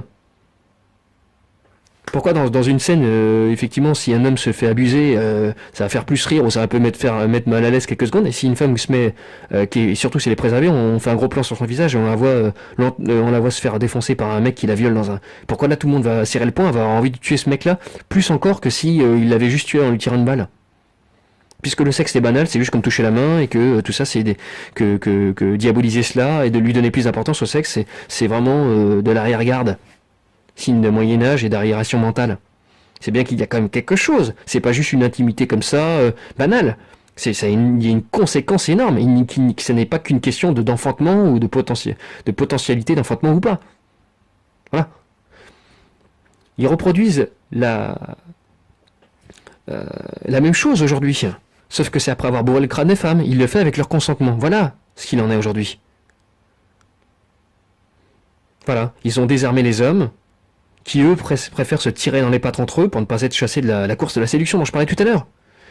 Plutôt que de se souder entre eux et recadrer les choses en tant qu'homme, avec la vision de l'homme. La rationalité. Et bien qu'ils ont obtenu à travers toutes les technologies actuelles, les médias, l'endoctrinement, que techniquement, bah voilà, tout ça est bien plus évolué et puissant qu'avant, et bien effectivement tout ça a fait accepter aux femmes, a fait que dans leur inconscient, que voilà, elles-mêmes se sont senties être des winneuses, et ont revendiqué le droit de se faire défoncer par tel ou tel mec. C'est devenu même une quête pour elles, une recherche d'elles-mêmes. Ouais, c'est le... Et ce qu'il faut savoir, c'est que démographiquement, il n'y a pas assez de recos. Même s'il passe dans tous les lits de la majorité des femmes, des blacks, il en faut également maintenant. Parce que les recos, donc les blancs, on va dire, s'il faut parler comme ça, ils ne sont pas suffisants, les recos sifrésis. Donc c'est là qu'il est nécessaire de faire venir des hommes de l'Afrique subsaharienne, des blacks, car vu les effectifs de ROCO présents et le nombre de femmes accros gâchées, il faut renforcer les effectifs. Ben oui, parce que leur cœur mort, pour être réactivé, leur cœur mort, il doit être activé à travers leur vagin vicié. Voilà, qui fait office de défibrillateur.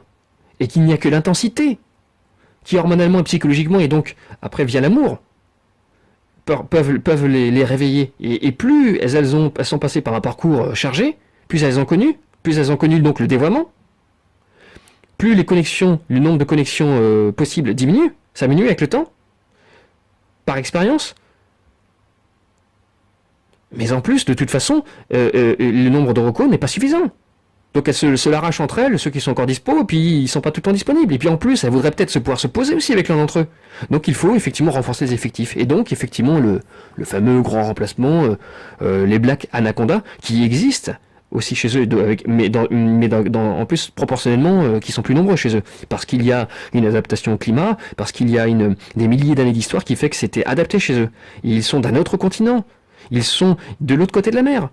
Mais on les fait venir. Et elles sont tellement détraquées que c'est eux qui vont pouvoir effectivement, qui vont continuer à les détraquer. Je connais des villes comme le Havre, par exemple. Le Havre, il y a une ville que j'ai connue qui s'appelle le Havre en Normandie. Cette ville, vous avez des gamines dès le plus jeune âge, dès le collège, qui sont main dans main dans un petit parc romantique, magnifique, avec des fleurs, avec un black, qui est en basket, machin, et qui a rien à voir avec elle, etc. Mais c'est-à-dire que pour que ça puisse se faire, alors que jusqu'à maintenant les filles étaient plutôt repoussées par ces mecs, sauf certaines, sexuellement je veux dire, ça veut dire peut très bien le trouver beau, tu peux avoir une belle personne, etc. Je suis pas en train de parler de cet aspect-là. Mais en tout cas, sexuellement parlant, elles n'étaient pas attirées, elles étaient repoussées. Pour l'acte en lui-même avec ces hommes-là, pour avoir une relation, quoi. Et tu vois, et pour qu'il y ait un changement de paradigme comme ça, pour que les petites se mettent avec des petits blacks dès le plus jeune âge. Comme ça, de manière mignonne, alors qu'elles vont se faire défoncer et que, eh bien, c'est après, si c'est pas déjà fait à cet âge-là, eh bien, c'est que il y a eu un matraquage idéologique par les télés. Il suffit de voir Star Wars en ce moment, il y avait eu un black qui a fait se taper, on voit bien l'héroïne. C'est d'ailleurs devenu une héroïne. C'est plus Luke, un homme, etc. Et d'ailleurs, c'est une femme qui a remplacé l'homme dans cette position. Et en plus, elle accède au pouvoir comme ça, d'un claquement de doigts, sans aucun effort, de manière instantanée, comme une consommatrice. Alors que Luke, dans les anciens Star Wars, je suis pas un geek ou fan du truc, hein, mais voilà, mais je vois bien grosso modo l'exemple. Et bien lui, on le voit bien, douillé, en bavé pour réussir à canaliser sa force. Et bien elle, comme ça, sa force, je l'accède tout de suite parce que j'ai eu une enfant, j'ai pas eu de père, il a été désacralisé, donc j'ai eu la toute puissance. Mon ego, ma mère l'a fait mousser, et puis elle-même était retournée en roue libre, était complètement paumée. Et donc moi, je vais accéder maintenant, puisque les médias me le disent, au pouvoir instantané. Et en plus, on me montre comme dans plein de pubs maintenant, même s'ils montrent maintenant des femmes black avec des hommes blancs, ce qui est bien moins choquant, puisqu'il n'y a pas cette notion de défonçage, il n'y a pas de notion qui est marquée sur le front, bah tu vois, je vais me taper un autre mec qui n'a rien à voir avec moi, mais je vais jusqu'à chercher ça et à accepter ça parce que sexuellement c'est indispensable pour moi. Il n'y a pas marqué j'ai besoin d'une grosse bite sur le crâne. C'est beaucoup plus à la limite là on peut se dire bon, ça montre qu'au moins le mec n'est pas raciste, ça montre au moins donc il y a une certaine dose de pacifisme. Et voilà, tant que ça reste des cas isolés, que ce n'est pas en masse, et que donc on ne brise pas la diversité du monde, qui est belle dans toutes ses variétés comme les fleurs. Il ne s'agit pas de dire que les blacks sont moins bien que ceci ou que les blancs sont meilleurs que cela. C'est juste que les choses, au-delà d'être, ont justement toute leur importance. Et qu'il est normal, il peut être beau que des personnes de couleurs différentes se rapprochent à un moment donné, à un endroit précis, naturellement, mais pas dans le cadre d'une doxa, d'un bourrage de crâne de masse, et pas en masse. Sarkozy avait dit, il faudra relever le défi du métissage. Recherchez-le sur YouTube, il faudra relever le défi du métissage. Et si les gens ne coopèrent pas suffisamment rapidement, il faudra employer des méthodes encore plus contraignantes encore. C'est pratiquement au mot près sa phrase. Il faudra employer des méthodes plus contraignantes encore. Un président qui vous sort ça, vous dites, oh là, qu'est-ce qu'il nous veut là, il est bizarre ce gars. Et après, Hollande pareil, il a ressorti, et puis tout le monde s'est mis à le ressortir. Et puis maintenant, les gens commencent à se dire, oh là, le FN a fait plus de 33%, malgré qu'il y ait la plupart des bulletins étaient déchirés, les bulletins du FN dans toutes les régions départements de France. C'est très étonnant que le parti n'en ait pas parlé à la télé, ce qui montre bien qu'il est de mèche avec ses soi-disant adversaires. Mais voilà, la diversité, si justement on la veut, la diversité, c'est pas la confusion, c'est pas l'effacement des diversités. Voyez-vous, il n'y a pas qu'une question de mélanine. Voilà. Il y a aussi une question de morphologie qui est différente, il y a aussi une question de psyché. Il y a énormément de choses qui génétiquement diffèrent d'un peuple et de ce que l'on peut appeler, parce que c'est ça là-bas, c'est le français, d'une race à une autre.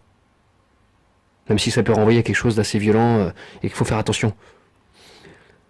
Toutes sont belles, et c'est parce qu'elles sont toutes belles qu'il faut les préserver, tant que possible. Après, toute race, toute culture a été le fruit d'apports extérieurs, de brassages, de mélanges. Ça permet d'avoir une diversité génétique, d'éviter justement le pire, la dégénérescence. C'est ça la beauté, c'est comme une musique. comme une belle musique qui, à un moment donné, va avoir des variations, qui va évoluer à mesure qu'elle avance. Mais elle va le faire de manière non atonale. Il va y avoir des mélodies, il va y avoir une cohérence. Ce qui fait que, effectivement, il y a eu des brassages en France, etc. Mais ça s'est fait progressivement, et ça s'est fait avec des cultures et des gens d'origine qui étaient beaucoup plus proches. Ou alors dans certaines régions, ce qui permettait d'apporter une différence dans une région par rapport aux autres, mais pas dans l'ensemble, comme ça, de manière cacophonique, et dans un plan de masse qui se passe en seulement quelques années. Par millions. Et en plus, maintenant, avec la nécessité pour les femmes d'aller trouver chez eux un soulagement. Là, ça devient laid, effectivement. Et il y a des petits malins qui vont vous faire passer pour des racistes. Alors que pourtant, dans les faits, c'est pas du tout le cas. Ce sont eux les racistes. Il faut préserver la diversité. Il faut préserver la diversité. C'est clair ou c'est pas clair? Donc, posez-vous la question pourquoi depuis quelques années, effectivement, il y a de plus en plus de couples black avec une blanche dans les pubs, etc., etc. Même Mythique, qui était le seul site fut un temps qui était à peu près sérieux. Où on voyait une photo avec une femme qui était dans une sorte de robe, un peu à la Walt Disney, avec un homme. C'était un couple blanc. Bon, voilà, parce qu'ils étaient blancs, ils auraient pu mettre un couple black, parce qu'il y a aussi des blacks, ils ont le droit.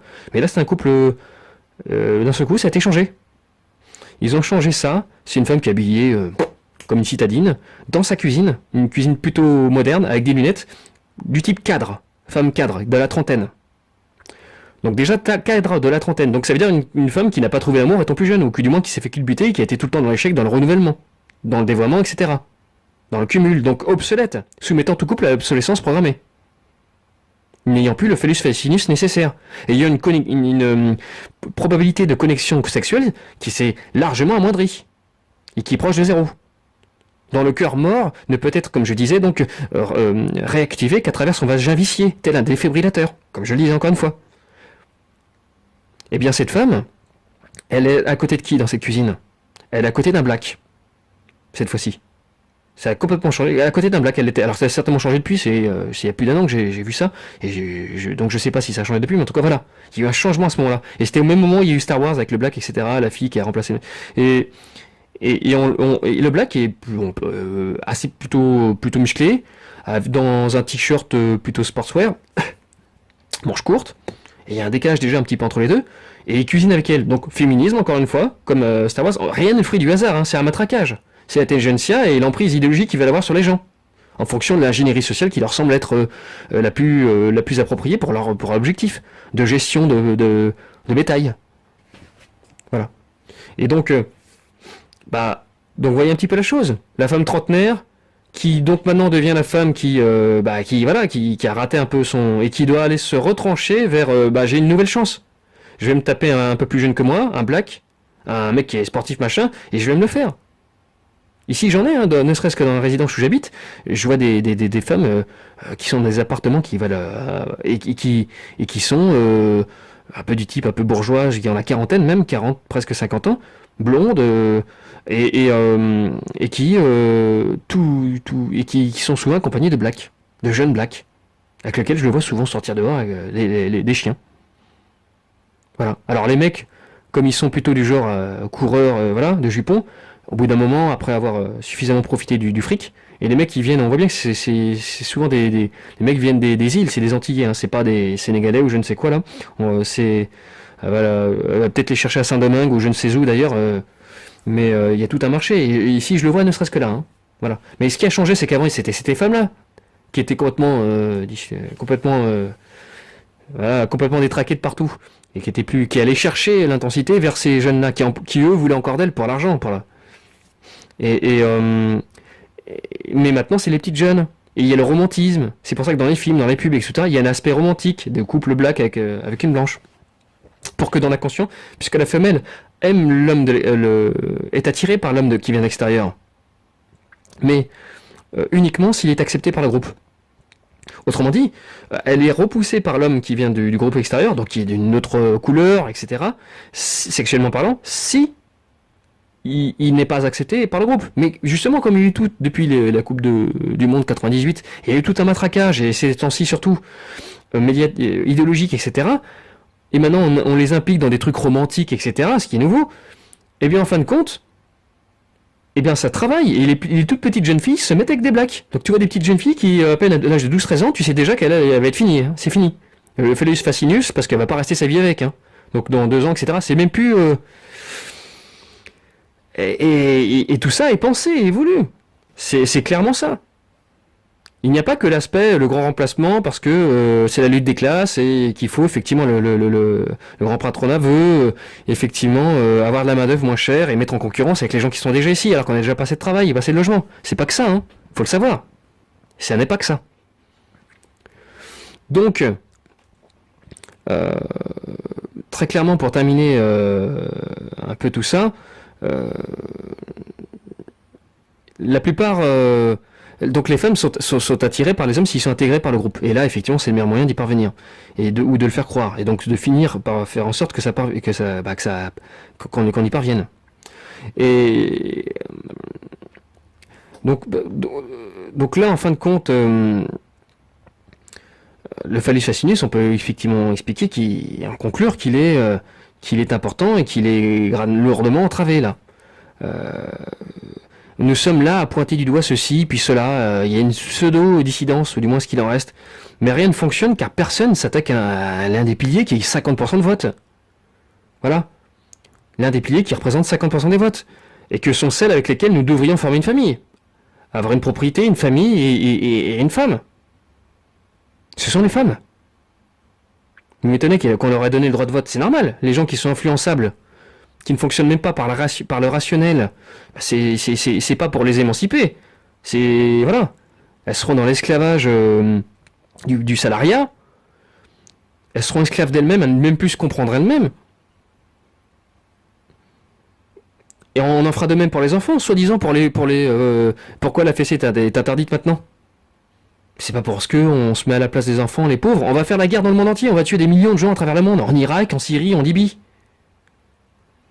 Pourquoi croyez-vous qu'ils vont s'intéresser à savoir juste si on a donné une fessée à un enfant pour lui expliquer que ce qu'il fait c'est dangereux pour sa vie, ou que c'est pas bien, que c'est un manque de respect pour qu'il puisse se construire et justement être heureux plus tard, plutôt que d'être paumé, ne pas savoir où il en est et devenir hystérique. C'est quand même pour qu'il puisse se construire et braver les difficultés dans la vie. L'enfant qui se lève, qui apprend à marcher, il ne le fait pas comme ça, juste parce que c'est facile, parce qu'il se repose sur ses lauriers. La vie est difficile. Un enfant doit comprendre qu'il a des limites. Il doit comprendre qu'elle peut être aussi dure, mais il faut le faire de manière juste, en étant aimant, en étant dans la discussion. Mais il faut aussi qu'il y ait un cadre fixe et clair. Et effectivement, il faut qu'il sache qu'au-delà d'une certaine limite, ça ira très mal pour son matricule. Sinon, ça finit comment? Ça finit très mal. Et d'ailleurs, c'est ce qui se passe. Si aujourd'hui, maintenant, vous êtes dans les rayons avec votre gamin et qui commence à se rouler par terre à faire des conneries, comme beaucoup, parce que tu lui as pas donné ceci ou cela, qu'il avait envie, parce que quelqu'un d'autre a décidé à ta place qu'il fallait mettre ça à telle hauteur pour donner envie au gamin qui passait, alors que ça allait foutre le bordel. D'un point de vue marketing, c'était bien. Et idéologique aussi après.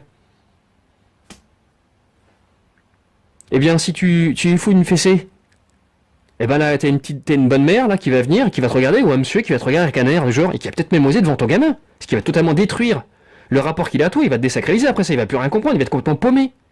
Il va se construire d'une manière assez, il va mal finir. Quelqu'un va certainement s'interposer en te faisant remarquer que, dis donc, c'est pas bien de faire ça. Il va vouloir te faire la morale. Mais ces gens-là méritent un hypercute dans leur gueule. C'est comment peuvent-ils oser faire ça? Auparavant, de manière unanime, si ce genre de choses se passait, les gens auraient été soit de mèche en faisant comprendre, pas en donnant une fessée, mais en faisant comprendre que, bah voilà, dis donc, bien fait pour toi, dis donc, tu vas te calmer un petit peu. Ton papa t'a dit ça, ou ta maman, c'est pas bien.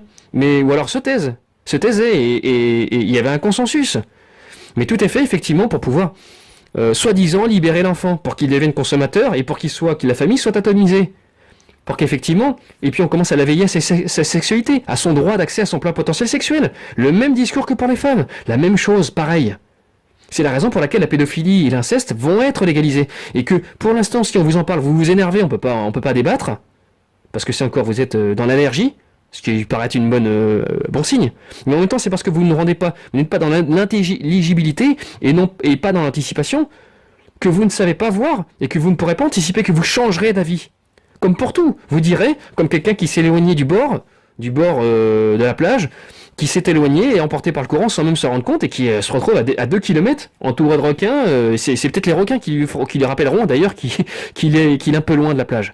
Mais sinon, il ne s'en rend pas compte. Progressivement, le courant l'emmène. Il n'y a pas de repère qui permet que. Tout bouge au fur et à mesure, tout est mouvant. Et après, si tu leur en parles après, ces gens-là, bah là, ils t'expliquent, et alors, il faut bien évoluer avec son temps. Il faut bien évoluer avec son temps. Tout est subjectif. Donc si on dit les choses avant, c'est un peu bizarre, il est un peu bizarre ce gars, il me parle de Rocco, hein, il me parle de pédophilie, etc. Il est un peu bizarre. Ou alors tu le prends mal. Et après, pendant que ça se fait, tu évites un peu le sujet, et après, une fois que c'est accepté, tu expliques à la personne, et alors ? Et c'est le cas pour des milliards de sujets aujourd'hui.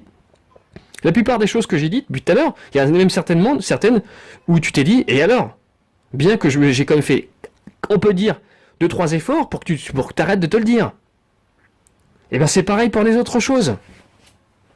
Voilà, alors maintenant tout est subjectif en même temps. Qu'est-ce qui est bien, qu'est-ce qui est mal, pourquoi, comment. Si en fait compte ce qui est mal, c'est uniquement parce qu'on a une vision tronquée par nos arriérations du mental qui découlant d'un instinct de survie inapproprié au contexte du moment. Pourquoi je donner de l'importance à ça, essayer de comprendre le processus, puisque de toute façon tout est subjectif, et que puisque je changerai d'état à l'avenir, et que je prendrai cette chose-là bien, pourquoi devrais-je essayer d'anticiper le fait qu'elle puisse subvenir et advenir plus tard ? C'est pas si grave que ça. Je dirais que je suis contre sur le moment, voilà, et puis j'éviterai de parler de ce sujet, et puis quand ça deviendra normal, eh ben je ferai, et alors, quel est le problème ? Comme pour tout. Souvenez-vous, il y a même une époque, et j'ai oublié qu'il y a quelques années, le string, rien que le string, il n'y avait que les putes en Amérique, vulgaires, genre gogo danseuse ou je ne sais quoi, qui les portaient. Lorsque c'est venu en France, j'étais gamin, j'avais anticipé le truc. Les gens te répondaient, mais n'importe quoi, t'as cru que les femmes vont s'habiller, genre c'est complètement ridicule, en plus ce truc, on a des trucs, c'est grotesque. Et puis ça c'est arrivé, et là, lorsque vous en parliez aux gens, elle vous expliquait, fait, mais alors, quel est le problème si j'ai envie de me plaire à moi-même ? C'est même pas plaire aux autres, c'est si j'ai envie de me plaire à moi-même. C'est quoi ? C'est mon cul, à ce que je sache. J'en fais ce que je veux. Et elle déplaçait le sujet dessus. C'est toujours pareil. Avant, c'est bizarre que vous en parliez. Et après, bah et alors, quel est le problème ? T'es has-been. T'es un peu soumis à l'arriération mentale, il faut croire. Et ben c'est pareil pour tout. Et ça, c'est difficile pour beaucoup de gens de l'intégrer. Parce que, effectivement, qu'est-ce qui est bien, qu'est-ce qui est mal ? Tout à fait relatif. Alors, toujours est-il que la situation, moi, j'estime qu'elle est...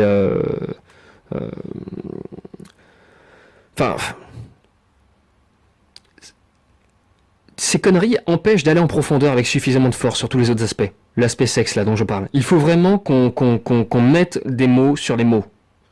C'est important. Sans avoir peur de passer pour un has-been, pour une petite bite ou je ne sais quoi. Voilà. Les personnes vont même peut-être imaginer que t'es laid ou que t'es ceci, cela. Tu peux expliquer que c'est peut-être même l'inverse. Ça ne changera rien. L'important étant de pouvoir te faire taire. Donc les MGTOW, si vous désirez l'impossible, effectivement c'est douloureux. Et vous, ce que vous souhaiteriez, c'est qu'on cesse de désirer l'impossible. Et c'est pour ça que vous parlez du vrai fonctionnement des femmes, le côté vénal, le côté faux, etc., fourbe, le fait qu'on les priorise, un ensemble de choses. Et que vous informiez le maximum de gens, je trouve ça extrêmement sain.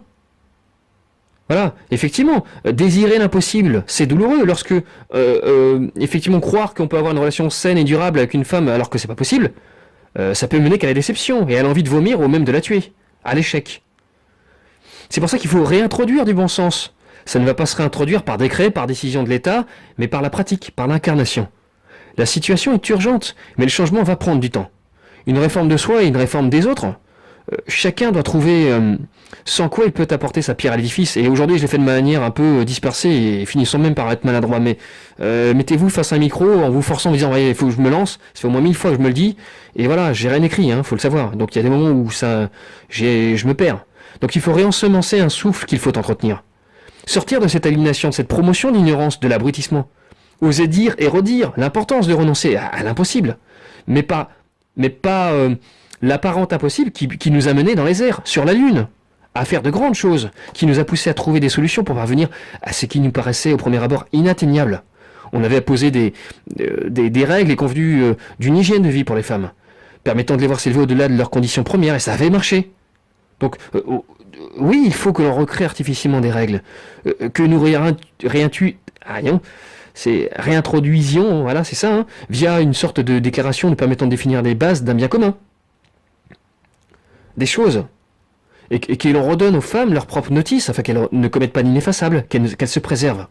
Mais, alors que peut-être que cette vidéo, et c'est vrai qu'à la fin j'ai de plus en plus de mal j'ai la gorge sèche là, à articuler, mais cette vidéo tombera dans les oubliettes. Je m'y prends peut-être trop tard, et j'assume ma part de responsabilité. Mais si mon message a pu malgré tout être partagé, donc entendu par suffisamment de gens, pour que ça puisse avoir un début d'effet, sachez donc que dans ce cas, il y aura certainement d'autres vidéos plus précises, plus courtes, de que 4 ou 5 minutes, permettant de savoir quelles femmes sont à fuir. Je ferai une liste de choses qui permettront aux hommes de savoir en quelques secondes seulement si telle ou telle femme est à fuir pour du sérieux. Je parlerai de ce que signifie une femme qui fume, et de si on peut lui faire confiance, mais aussi celle, même si c'est pareil con comme ça, mais ne vous inquiétez pas qu'il y en a plus d'une qui est si fumeuse qui ont essayé d'avoir le dernier mot avec moi, des intellos. Malheureusement, ça s'est terminé comme à chaque fois, dans chaque débat. Soit par je pleure, soit par je sais plus quoi répondre, soit par t'es un connard, et c'est même plutôt rare. En général, ça se termine par t'es pas un connard, mais t'es fermé dans ton truc, patati patata, et ça se termine par merci. Voilà. Merci, c'est vrai que j'avais pas vu ça dans ce sens-là, t'as raison en fait. Oui, mais ça t'apporte quoi?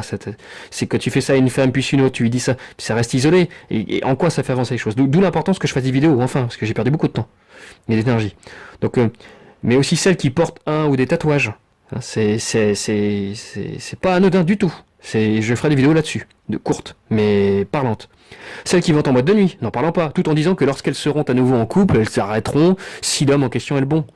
Alors là, en attendant que ce soit lui qui change tout, comme si c'est... Donc déjà, ce qui est extrêmement bancal. Alors qu'il faut être dans une disposition, dans un état d'esprit. Je veux dire, déjà pour ne serait-ce qu'attirer le bon, mais en plus pour pouvoir, en plus arrêter, en plus se comporter de la bonne manière sur le long terme, plutôt que ça soit quelque chose de pesant en soi et qui déteigne sur le couple, puisque tu te retiens de faire quelque chose qui est au fond de toi, donc tu vois comme étant une contrainte. Tu vois, c'est de même comme le rapport à leurs amis hommes, mais également en femmes. Voilà, souvent cette femme avec laquelle elles sont extrêmement fusionnelles et qui est censée être leur opposé, 2 fois moins sérieuse qu'elle. Voilà, j'en parlerai beaucoup plus en détail. Et ce sont des choses que vous entendrez et reverrez et entendrez souvent de la part des femmes. Et justement, ça sera très bien pour vous parce que vous pourrez leur faire écouter tel ou tel passage, telle ou telle vidéo qui sera courte et à thème. Ce qui fait que ça leur coupera la chic. Et ça sera utile. Donc c'est aussi le but. Et que ça pourra leur être utile à elle aussi pour avoir se remettre en question. Et se dire que vous n'étiez pas forcément débile. Hein. Donc je ferai une liste de ce qui permet de savoir si une femme n'est pas préservée et elle sera condamnée à vous la faire à l'envers, qu'elle le veuille ou non d'ailleurs. Des profils psychologiques d'une manière nouvelle également. Voilà. Je parlerai des pervers narcissiques et d'un ensemble d'autres tares qui sont à la mode depuis quelques années, où il y a plein de charlatans qui pullulent sur YouTube, qui parlent de ça, et qui sont que de la voyance, des psychologues, qui ne sont que des outils à déculpabiliser. À une époque où les femmes sont surexposées à la culpabilité, puisque surexposées à la tentation, surexposées au potentiel cumul de partenaires. Donc les poussons puisque pas mal d'entre eux, certains d'entre eux étant méritants et ayant été élevés à sauce Walt Disney, c'est ce que dénoncent d'ailleurs les MGTOW,